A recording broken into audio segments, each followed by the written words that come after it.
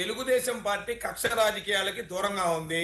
చంద్రబాబు నాయుడు గారు, లోకేష్ గారు అనేక మార్లు మనం అభివృద్ధి మీద సాధిద్దాం తప్ప మనం చేయాల్సిన ప్రజలు మనకు అవకాశం ఇచ్చారు.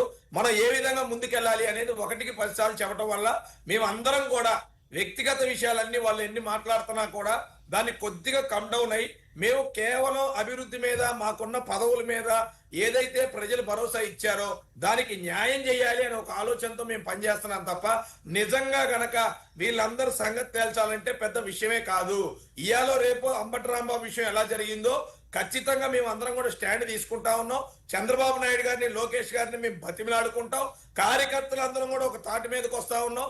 నాయకులు ఏం చెప్పినా కూడా ఎవరైతే నోరు జారుతున్నారో కార్యకర్తలు తెలుగుదేశం పార్టీ చంద్రబాబు నాయుడు గారి కోసం, లోకేష్ గారి కోసం ప్రాణాలు ఇచ్చే ప్రతి ఒక్క కార్యకర్తలం కూడా ఈ నాయకులందరూ కూడా ఒక గ్రూప్ గా ఫామ్ అయ్యి ఎవరైతే నోటికి ఇష్టం వచ్చినట్టు మాట్లాడుతున్నారో వీళ్ళ సంగతి తేల్చేదానికి ఒక కార్యాచరణ కూడా చేస్తా ఉన్నాం.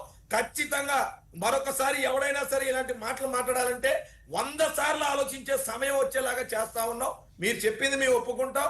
ప్రభుత్వ పరంగా ఖచ్చితంగా కొన్ని ఇబ్బందులు సైలెంట్ గా ఉండాలి కాబట్టి ప్రతిపక్షంలో మాట్లాడినట్టుగా వాళ్ళలాగా దిగజారుడుతనం మా దగ్గర లేదు కాబట్టి ఈ విధంగా జాగ్రత్తగా ఉన్నాం.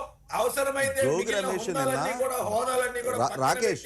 రాకేష్ జోగి రమేష్ నిన్న తన మొదటి పదం నుంచి చివరి పదం దాకా మంత్రి హోదాలో ఉన్న నారా లోకేష్ గారిని ఉద్దేశించి వాడు వీడు చంద్రబాబు నాయుడు గారిని ఉద్దేశించి కూడా అదే పదజాలం. ఎంతటి బరితెగింపు వాళ్ళకి. నిన్నటి వరకు అసలు అతను కండిషన్ బెయిల్ ఏంటి అతనికి ఇచ్చింది? ర్యాలీలు తీయటానికి వీల్లేదు. చంద్రబాబు నాయుడు గారికి బెయిల్ ఇచ్చినప్పుడు ఏం చెప్పారు? మీరు ఊరేగింపులు చేయడానికి వీల్లేదు అన్నారు. ఆయన రాజమండ్రిలో బయలుదేరి ప్రజలు ఆయనకు స్వాగతాలు పలుకుతా ఉన్నా ఆయన కారులో నుంచి కనీసం యూరిన్కి కూడా కింద దిగల. అటువంటిది జోగి రమేష్ అంతటి ర్యాలీ తీస్తా దాన్ని అడ్డుకోపోయిన పోలీస్ అధికారి మీద అంతటి స్థాయిలో దౌర్జన్యానికి దిగితే వాళ్ళ శ్రేణులు ఆయన అవమానిస్తే ఏసీపీ స్థాయి అధికారిని కేసు ఫైల్ చేశారుగా. ముందు బెయిల్ రద్దు, బెయిల్ కండిషన్ వైలేషన్ అనే కేసు ముందు పిటిషన్ ఫైల్ చేయండి. ఈ స్థాయిలో అతను బెదిరింపులకు దిగుతా ఉన్నప్పుడు బెయిల్ రద్దుకి ముందు పిటిషన్ ఫైల్ చేయండి. బెయిల్ కండిషన్ వైలేషన్ అది. సమాజంలో విద్వేషాలు పెరగటానికి బాధ్యుడవుతా ఉన్నాడు అతను. రాజేష్ గారు, నేను ఒకటే చెప్తా ఉన్నా, మీరు దయచేసి దాన్ని గమనించండి. ప్రభుత్వం వాళ్ళను వదిలిపెట్టచ్చేమో కానీ తెలుగుదేశం పార్టీ కార్యకర్తలు ఏ ఒక్కరిని వదిలిపెట్టరు.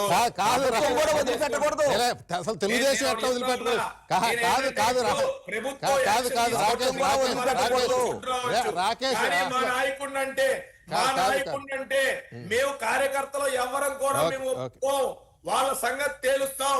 సో ప్రభుత్వ పరంగా చేయాల్సింది ఎలాగో చేయమని మేము డిమాండ్ చేస్తా ఉన్నాం.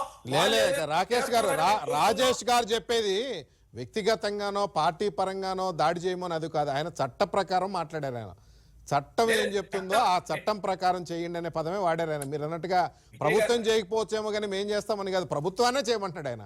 ఆయన చట్టాన్ని అడుగుతున్నాడు. ఆయన ఆ చట్టాన్ని అమలు చేయమని మిమ్మల్ని అడుగుతా ఉన్నారు. అంతే, చట్టాన్ని అమలు చేయమని మనందరం కూడా చాలా సార్లు మనం మాట్లాడాం. కనీసం వాళ్ళ మీద కేసులు పెట్టారు, కొన్ని కేసులు లోపలికి వెళ్ళటం కూడా జరిగింది. కానీ వాటికి భయపడే స్థాయిలో వాళ్ళు లేరు విజయ్ గారు. ఎక్కడ వచ్చిందంటే చట్టాన్ని పూర్తిగా చుట్టంలాగా చూస్తూ చట్టంలో ఉన్న చిన్న చిన్న మైన్యూట్ లూప్ హోల్స్ అడ్డం పెట్టుకొని వాళ్ళు ఇష్టం వచ్చినట్టు పెట్టలేకపోతున్నారు విజయ్ గారు. ఇక్కడ సమస్య దానికి వచ్చింది.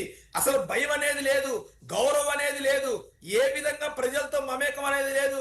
నాయకుడి మీద, సీనియర్ల మీద, ఒక ముఖ్యమంత్రి స్థాయి వ్యక్తి మీద, లోకేష్ గారు లాంటి నిబద్ధత కలిగి పనిచేస్తున్న సాటి పార్టీ జనరల్ సెక్రటరీగా ఇలాంటి అసలు వ్యక్తులన్నీ కూడా పక్కన పెట్టి వ్యక్తిత్వ హనుమాన్ని మాట్లాడుతా ఉన్నారు, ఇష్టం వచ్చినట్టు మాట్లాడుతా ఉన్నారు. వాళ్ళు ఏమన్నా అంటే చట్టంలో దీనికి ఏమైనా రైట్ ఉందా, ఇలా అనకూడదని ఉందా అని అంటా ఉన్నారు. నోటికి ఏది పడితే అది తాళకొస్తా ఉన్నారు. దీనిలో చట్టంలో నేను చెప్పేది ఏంటంటే విజయ్ గారు, చట్టంలో దీనికి శిక్ష ఉందో లేదో నాకైతే తెలియదు కానీ ఖచ్చితంగా ప్రజా కోర్టులో శిక్ష ఉంది. దీన్ని ఏ తెలుగుదేశం